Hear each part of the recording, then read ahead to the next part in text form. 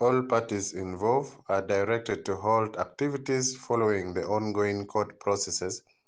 Police near Billy Man North Kyoga, Otio Joko, Yuba, Dushu, Amaho Kopicum, Wonnyaci, Nyo Lar Tela, Mebedu, Wonnyaci, Ametia Waranyim, Kunukoro, Ngola, Ame, Akato, Inyim Mukiho, Aduong Melira.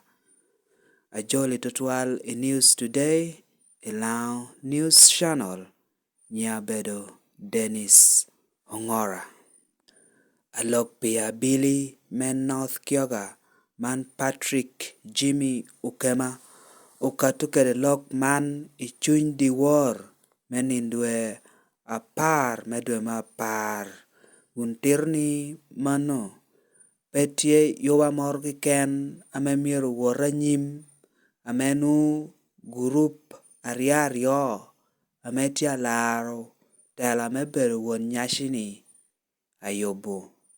Enotir ni Johnny miero ko bed gini mot utokoro ngola ame ukiha duong melira akatukede ichabit ame abinu ni.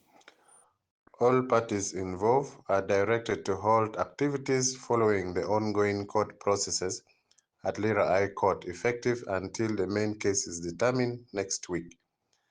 This means any activity related to Wonnyaci Melao will have to wait until court pronounces itself.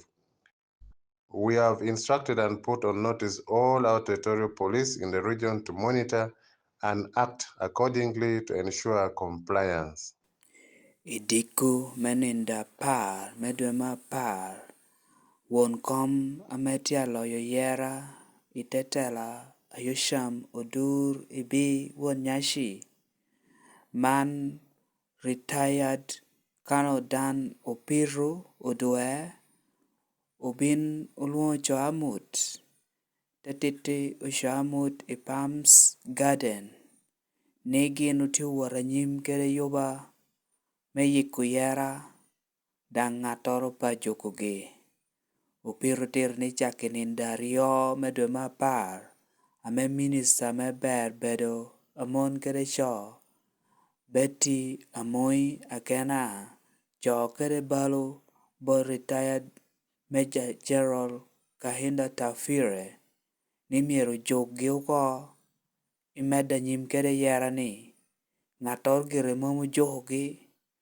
peda onye gi bura mogi ken uwor gini kwayo kwir ikuj agonya ngato tamo joko gidang pe dong pi mano umiyo gi unwoni mom tie ngatora meti kere mir me joko gi dang gini komgi pe oye ajuhe umede gini kakere yiko yera kalo bukere kopa ma Billy ukatukere ni nyurni yoba ario apapat amaro rano kwa ekorio machelo bedo yoba me yero Wonnyaci amaleyo kawang yosham oduri bi ite Lango Cultural Foundation karachel kere yoba me diatolim piwiru Wonnyaci mo yero nyen Dr. Engineer Michael Odong Kune ame abedo icheng abishel